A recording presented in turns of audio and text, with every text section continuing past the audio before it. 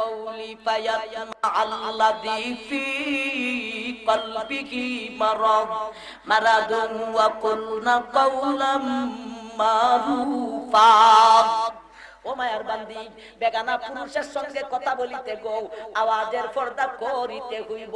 মিঠা আওয়াজ করলে তাই ছেড়ে দিতে হইব, কর্কশ আওয়াজ পুরোপুরি ছেড়ে দিতে হইব। সামান্যতম কর্কশ আওয়াজে কথা বলতে হইব।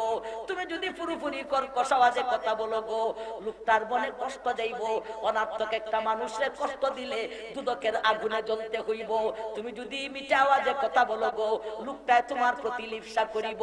যদি বেগানা পুরুষে তোমার প্রতি লিপ্সা করে গো, তোমার রূপ দেখিয়া তোমার আওয়াজ শুনিয়া, তাহলে দুইটা গজব নাজিল হইব।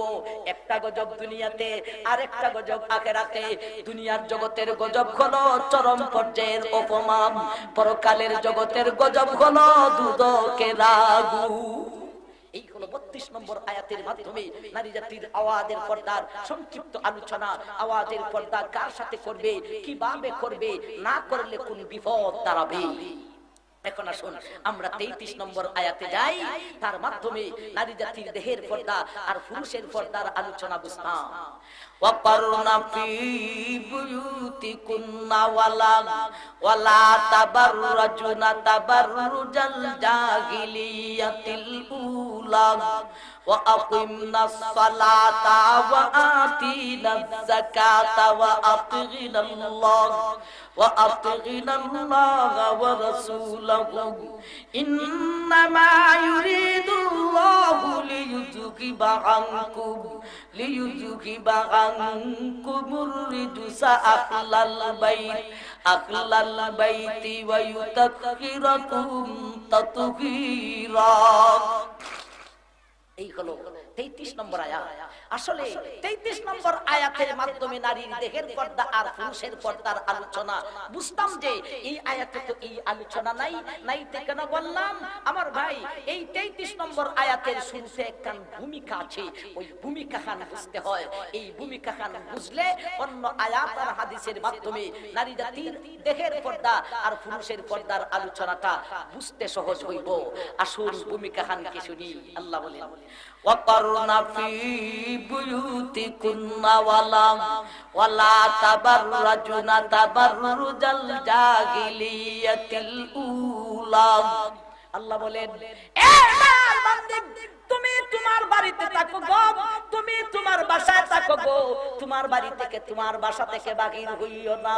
আরে ভাই, মহিলা জাতির বাড়িটা কোথায় তাও বোঝার দরকার। বোন গো, বিয়ের আগে তোমার বাড়ি হলো তোমার বাবার বাড়ি। মা গো, বিয়ের পরে তোমার বাড়ি হইলো তোমার স্বামীর বাড়ি।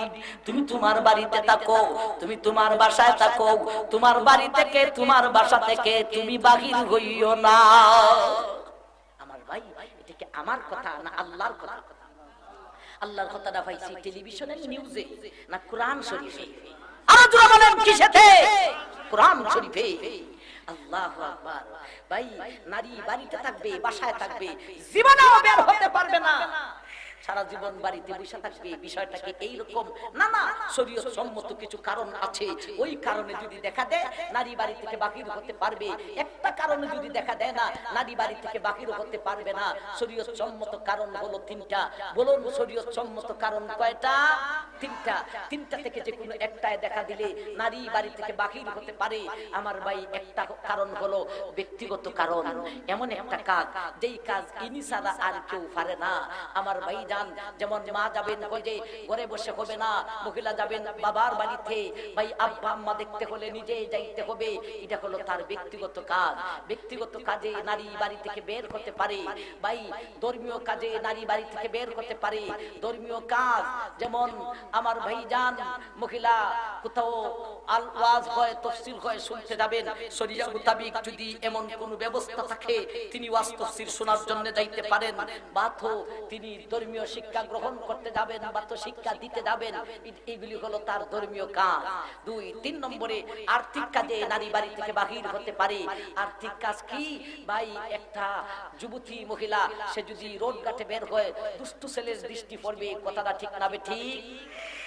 এখন বিপদ হইয়া দাঁড়াইছে, এই মহিলার আপন কোনো লোক নাই, তার ছেলে নাই, তার বাবা নাই, তার স্বামী নাই, তার ভাই নাই, তার চাচা নাই, তার মামা নাই, কে তার খরচ বহন করবে? শরীয়তের মাসআলা হলো মুসলিম রাষ্ট্রের পক্ষ থেকে সরকার তার সম্পূর্ণ খরচ বহন করিতে হবে। কিন্তু সরকারও যদি বহন করে না, এই মহিলাটা যাইবে কই? আপন কোনো লোক নাই, সরকারও তার খরচ বহন করে না। এই হলো আর্থিক কাজ। সে তার জীবন রক্ষার স্বার্থে, জীবন রক্ষার দায়ে বাড়ির বাহিরে যে রুজি রোজগার করিতে পারে, বাড়ি থেকে বাহির হওয়ার জন্য শরীয়ত তাকে অনুমতি দিয়েছে। কিন্তু জেনে রাখুন, বাড়ি থেকে বাহির হওয়ার অনুমতি শরীয়ত দিয়েছে কথা ঠিক, কিন্তু বাড়ি থেকে বাহির হয়ে বেপরদা হওয়ার অনুমতি শরীয়তে দেয় নাই। এই হলো তিনটা কাজ। এই তিনটা কাজ থেকে যে কোনো একটায় দেখা দিলে নারী বাড়ি থেকে বাহির হতে পারবে, একটায় যদি দেখা দেয় না, নারী বাড়ি থেকে বাহিরও হতে পারবে না। আমার ভাই, এই হলো তিনটা কাজে নারী বাড়ি থেকে বাহির হতে পারে। আমার ভাই, এই পর্যন্ত আমার ভাই আমরা ভূমিকায় কি পাইলাম? নারীর দুইটা অবস্থা দাঁড়াইলো, বাড়ির ভিতরে থাকার অবস্থা, বাড়ির বাহিরে যাওয়ার অবস্থা। সুতরাং এই ভূমিকার মাধ্যমে নারীর দুইটা অবস্থা পাইলাম। এই দুই অবস্থার কারণে নারীর দেহের পর্দাও দুইটা ভাগে বিভক্ত হবে। একটা হবে বাড়ির ভিতরে থাকা অবস্থায় দেহের পর্দা, বাড়ির বাহিরে গেলে দেহের পর্দা। বাড়ির ভিতরে থাকা অবস্থায় দেহের পর্দা এক জাত, বাড়ির বাহিরে গেলে দেহের পর্দা আরেক জাত। তাহলে দেহের পর্দা কয় প্রকার হইল? আরো জোরে বলেন, কয় প্রকার? দুই প্রকার। বাড়ির ভিতরে থাকা অবস্থায় দেহের পর্দা, বাড়ির বাহিরে গেলে দেহের পর্দা। বাড়ির ভিতরে থাকা অবস্থায় দেহের পর্দা কমাস কম পালন করিতে হয় তিনটা, বাড়ির বাহিরে গেলে দেহের পর্দা আরেক জাতীয় পালন করিতে হয় তিনটা। আমার ভাই, তিনে তিনে কত হইল? আরো জোরে বলেন, তিনে তিনে কত? 6। দেহের পর্দা 6টা। এই 6টি পর্দার আলোচনার ভিতরে পুরুষের পর্দার আলোচনাও আসবে। আমার ভাই, তাহলে দেহের পর্দা 6, আওয়াজের পর্দা 1। 6 আর 1 কত হইল? 7। 3 কারণে নারী বাড়ি থেকে বের হতে পারে, সাথে আর 3 কত? 10। এই হবে পর্দা বিধানের 10টা সবক।